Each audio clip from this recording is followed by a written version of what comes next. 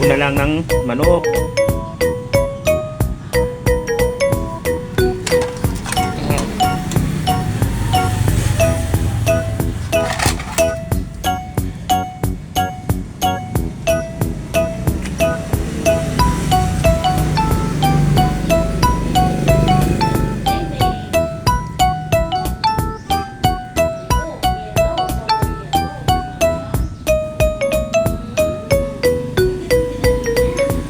Di rin pang manok.